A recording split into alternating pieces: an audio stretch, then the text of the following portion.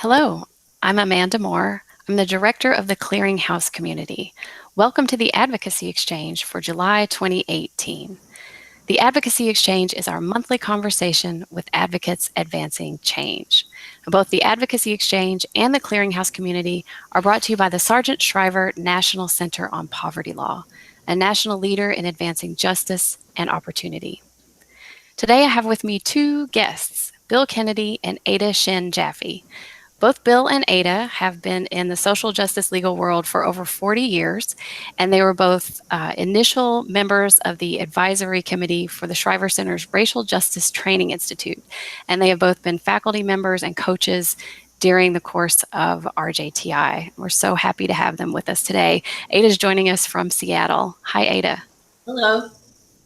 And Bill is joining us from Sacramento, California. Hello, Bill. Hello, Amanda. Happy to be here. Happy to have you. Bill wrote our current article that's on the Clearinghouse Community. It is called The Diversity Bonus, What Public Interest Law Firms Have Missed Regarding Diversity. It can be found on the Clearinghouse Community at povertylaw.org/clearinghouse. And we're going to talk about just what that is that we have missed about diversity. But first, I want to tell you how you can be part of the conversation. I know you're watching this on a live stream, most of you through YouTube on the Shriver Center's channel. And you'll see to the right, there's a live chat box. You can submit your questions or comments as we're talking there, and I'll keep an eye on that. If you want to go ahead and test it out, feel free. Just type in your name and where you're watching. If live chat isn't your thing, you can also use email. You can email me during the program at amandamoore, M-O-O-R-E, at povertylaw.org. Everyone who registered for today's program will receive a follow-up email in the next few days that will include a recording of today's program, along with a link to Bill's article and a link to register for next month's Advocacy Exchange. Now let's get started. Bill, I want to jump right to the punchline. What exactly is it that we've been missing about diversity? Well, most programs embrace a commitment to diversity, but no one has ever asked why. And as I was working on debiasing with many programs over the last 5 years, we were debiasing, and debiasing systems within a program, but never asked to what end. And so my research over the last 6 months, which relies so heavily upon Professor Scott Page at the University of Michigan, who has written 3 books, 24 lectures on the subject, and scores of YouTube videos, basically tell us that this is beyond a moral commitment. It is beyond a political commitment or a legal commitment. That in fact, quite simply, diverse decision-making in a program makes us smarter, makes us more productive, and makes us better able to withstand the changing environment in which our work unfolds. But failure to realize this puts us in a position where we basically are exploiting people with diverse talents and not incorporating their insights into the most important decisions of the program. So the science tells us that in decisions that require prediction, that require evaluation, or impact complex systems, that groups make better decisions than individuals, that diverse groups make better decisions than homogeneous groups, and that in setting up decision-making groups, talent by tenure or experience is only of equal value to diversity. So when you set up a group to make decisions, make important decisions, you can take someone hired just recently who has a diverse perspective, diverse heuristics, diverse models, and place them with your most experienced advocates. And that's the way you secure what Scott Page calls the diversity bonus. Excellent. And those types of decisions that you're talking about are the types of decisions we find ourselves making often in a legal program. I want to say hello to some people who have said hi on the live chat. We have Noah in Seattle, Jennifer in Baltimore, and Diana in Ann Arbor. Thanks for tuning in. Bill, I'll stick with you for a second. So you mentioned moral grounds or legal grounds. as a basis for wanting diversity in a program, but you say that those are really not sustainable basis for this kind of embrace of diversity. Why are those not good enough?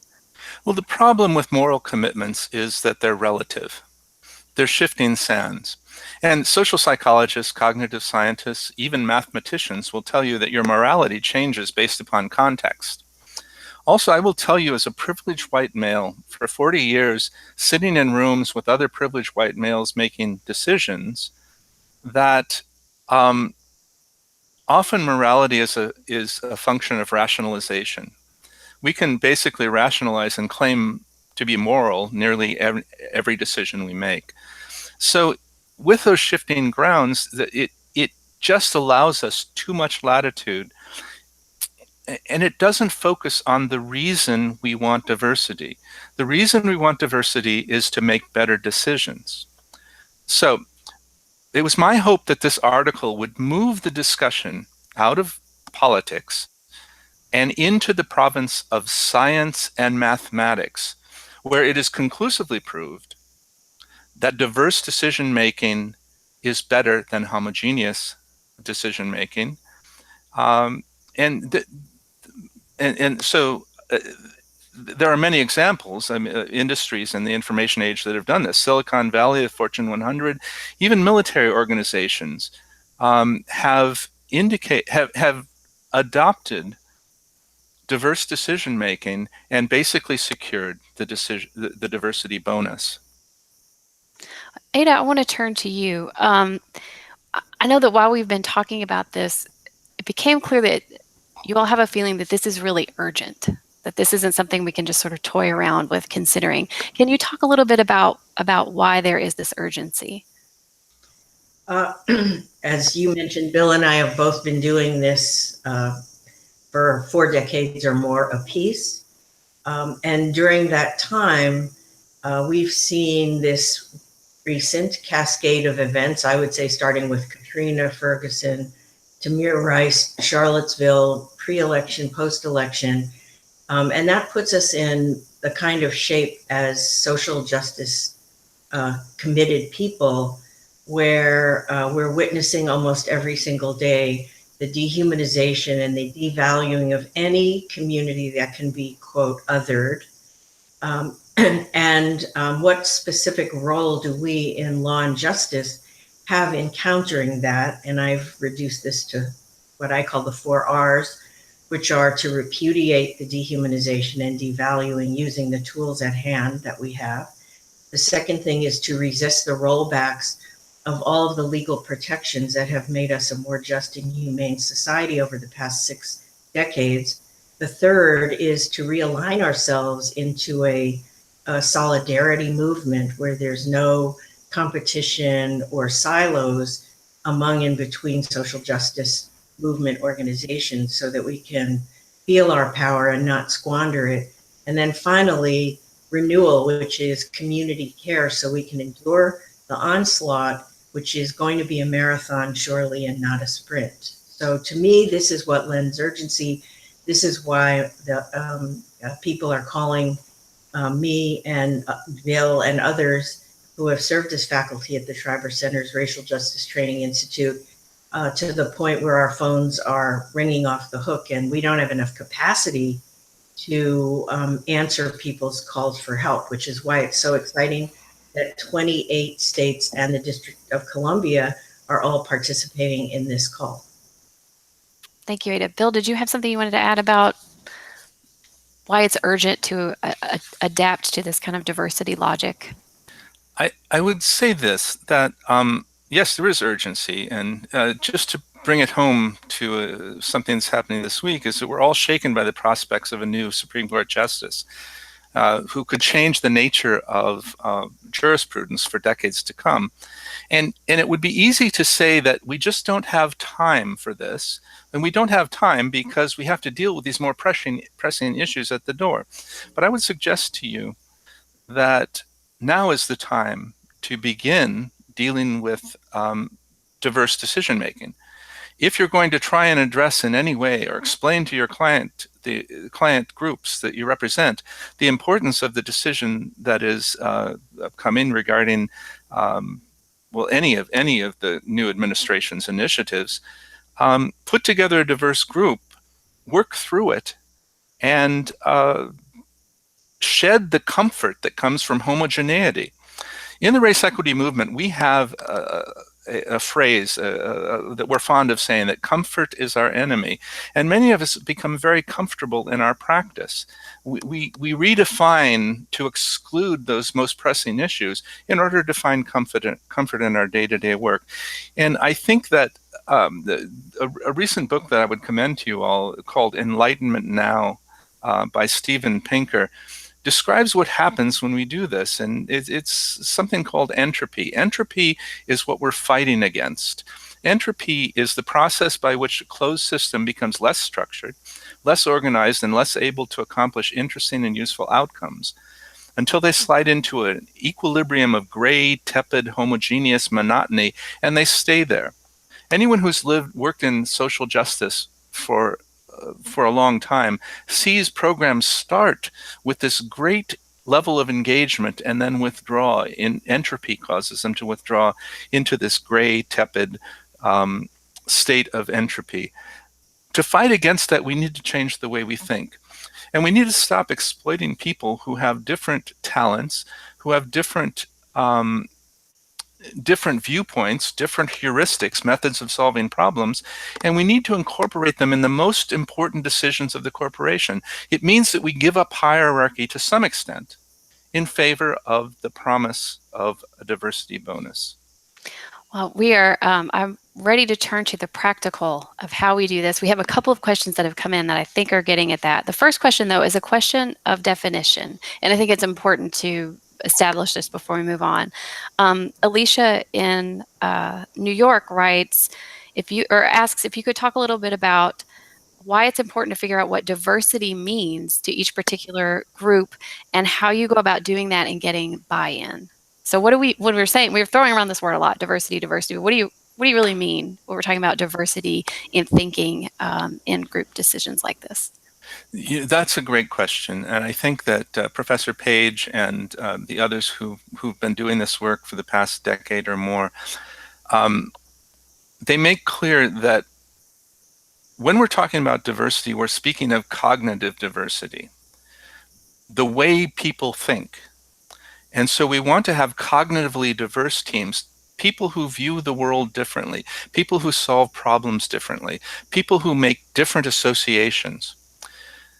Now, that doesn't leave out the issue of racial or identity diversity, because there is a very common commonality. I mean, there's a very high correlation between cognitive diversity and identity diversity.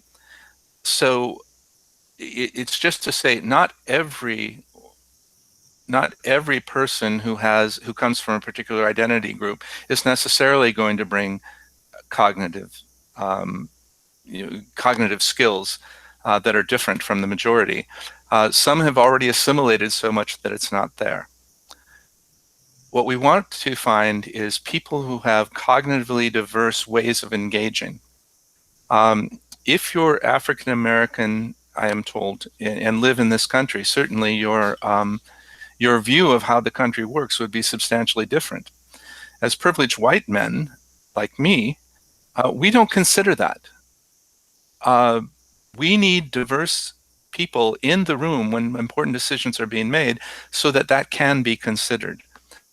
Of diverse perspectives, diverse heuristics, diverse models, and diverse associations that make us stronger as decision making. We have to create a new tolerance for having the assumptions that we make questioned. When we question those assumptions, we open the door to new and better means of thinking. Well, we had another question come in that really is getting at the heart of the practical, the how-to. And Ada, I'll turn to you for this one. This question comes in from Denny, and Denny asks for suggestions. What suggestions do you have for hiring and retaining a diverse workforce? How do we make this really happen? Well, In 3 minutes or so, Ada. it's difficult in some organizations because, as Bill points out, if you have people in positional authority who've been doing the hiring in a model that's based on the dominant white culture, which would be LSAT scores, law schools, rank, standing, et cetera, then the urge to perpetuate those metrics is great. It's the status quo. And to break away from the status quo based on any of the diversity factors, which could be age, disability, religion, ethnicity, and race, social class, sexual orientation, membership in an indigenous group, national origin, or gender identity, plus I'm sure many others people can think of, including geographic diversity, which I'm sort of answering the first question first, which highlights things like the rural-urban divide, which evidences complete differences in mentality, as well as generation gap issues, which I certainly experienced while teaching at a law school. And the frames of reference for all of those forms of diversity have to break through an entrenched pre-existing model, which is very, very difficult. And the best way to start to get there is to do an organizational self-assessment, which Shriver modeled on three basic questions. One is, how are you doing in terms of racial inclusion at the board, staff, positional authority, volunteer, community, partners level? Most of us not that well. The second marker or metric is, how are you doing on racial competence? So along the lines of Bill's article, how much training is there on the existence of implicit bias? What is stereotype threat? What is race anxiety? What are the social cognition markers that keep us from moving forward? And then the third would be, how are we doing on race equity in the advocacy work we're charged with doing itself, which demands authentic community engagement with, in the words of the director of Columbia Legal Services, those communities most harmed historically and currently by structural oppression and furthest from power to do anything about it. So you have to start with creating data about how poorly or well your organization is doing. And then whether you're in the middle and trying to manage up or you're at the top, you start to say there's cognitive dissonance here between our rhetoric on our website and our mission statement and our ability to deliver on it. We've lost 50% of all the people of color we've hired in the last 5 years. Something is wrong, not with the individual we've hired, but with the system that we're using. Amanda, can I just add to that and say that in the spirit of the article, I would begin by setting up a diverse group within the program, and diversity includes jobs. So you want the receptionist perhaps, or paralegals, you want people inside and outside of management. Set up a small group of 8 to 10 people to examine every step of your hiring process. And there is a great resource to do this with the RJTI. It looks at where bias can manifest at every step of the hiring process and suggests things that are going on in the field currently to address that bias. So it's a meticulous job. You can introduce diverse decision making in examining this process. You can incorporate the science by using the documents in the RJTI library and go through step by step by step where bias may hide in our hiring. And hiring does not stop at the point the person is hired. We continue that to beyond mentoring and retention. So hiring and retention is one thing. So I think there are resources to help you do that. But in the spirit of this article, you don't have management do it. You have a diverse group of thinkers come together and bring in as many perspectives on the challenge as you can. And that requires being sanctioned by management or positional authority to give the space the resources and the time for that to occur. That was the second part of Alicia's question earlier was, how do you get that kind of buy-in? How do you go about doing that? That's a whole separate call called managing from the middle. So that would take the whole half hour. We'll table that one. Okay. You both did mention several resources in your answers to Denny's question. Is there a place people can go? Because we do just have half an hour. Bill has a great article with a lot more in it. It's a lot about the framework, and he's promised more of the implementation in an article coming in the future. But where can people go for those resources right now? Well, I'll take a stab at it. Bill, jump in. Certainly, the Racial Justice Training Institute at Shriver has now uptrained 150 race equity fellows. They're all around the country. I've coached 7 teams all around the country. Bill has coached many teams as well. And they're forming an empowered network of people who've been uptrained in a lot of this social cognition and so forth.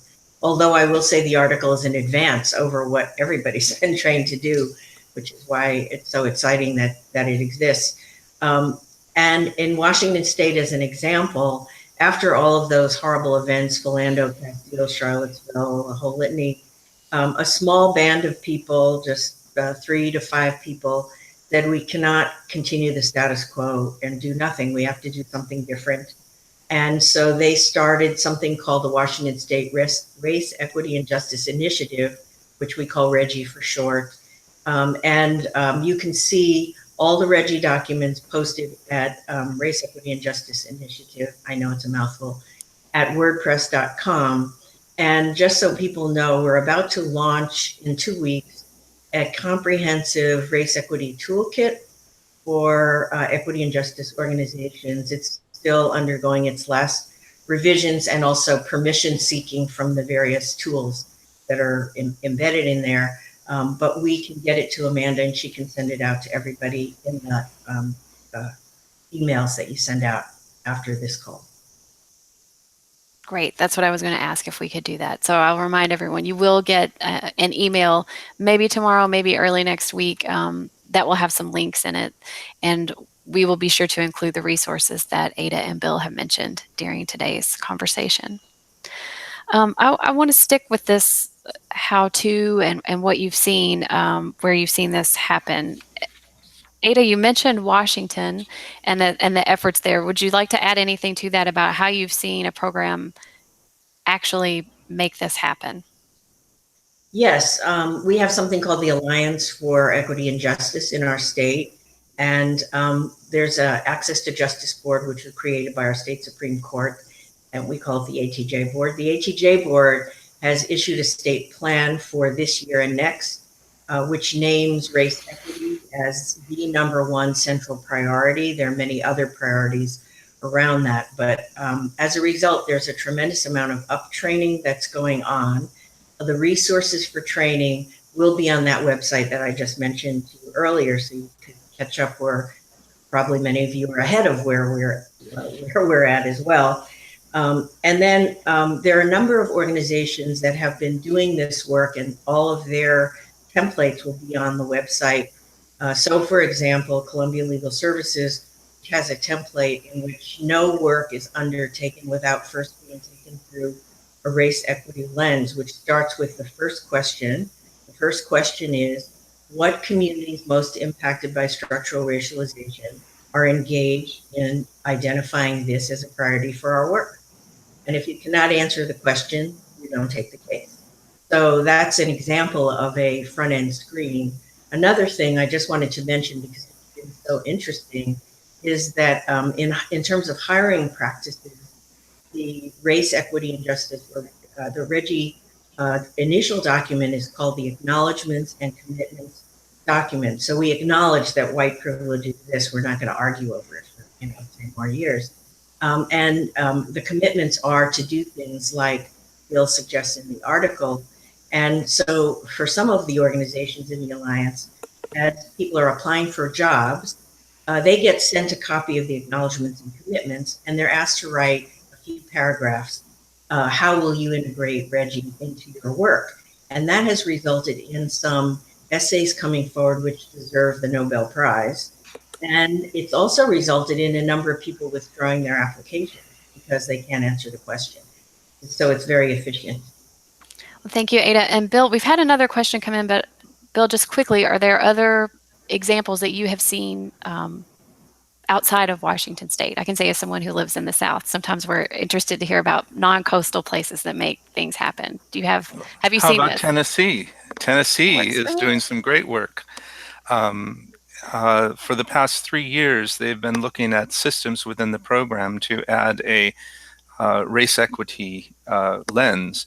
I mean, basically, if we're not looking at race, we're saying it doesn't matter, and yet every one of us knows it does matter. So, yeah, the Legal Services of Central Tennessee and the Cumberlands is doing great work. It's also going on in Florida. Florida has a statewide effort to incorporate race equity into all of their work, including hiring, including case handling. I want to say proudly that Michigan is going through the process right now. For the past year, they've been putting together what will be their first meeting of all programs in the state to discuss incorporating the race equity lens into their work. Now, it may sound like we're not talking about the same thing. This article was intended to say, why is it that we are seeking this? What is the end game? Everyone is trying to put race back on the table. Everyone is trying to diversify staff, but we weren't very clear on why. Now we want to know, and the moral reasons were insufficient for policy. What we want to know is there are scientific reasons to do this. They're mathematically provable.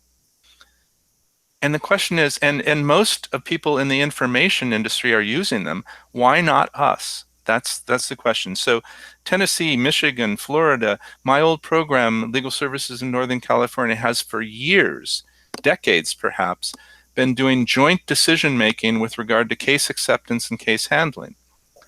No one has free agency to decide whether a case is taken or how it's going to be proceeded. And the broader decision making means that rather than simple, narrow remedies, we're getting much broader remedies. So you can look to Legal Services of Northern California as well. Illinois. Bill, Go ahead. that flows into a question that we received from Fabiola. She says, so you're talking about, the key part is we're bringing in, no one person makes these decisions. And so her question is, how do you support those with diverse viewpoints and backgrounds who have been tapped with helping an organization to more deeply engage in diversity? Ada, I think you had some thoughts about that.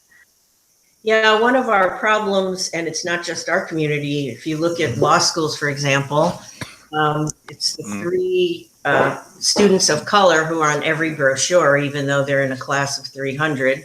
Everybody's seen that.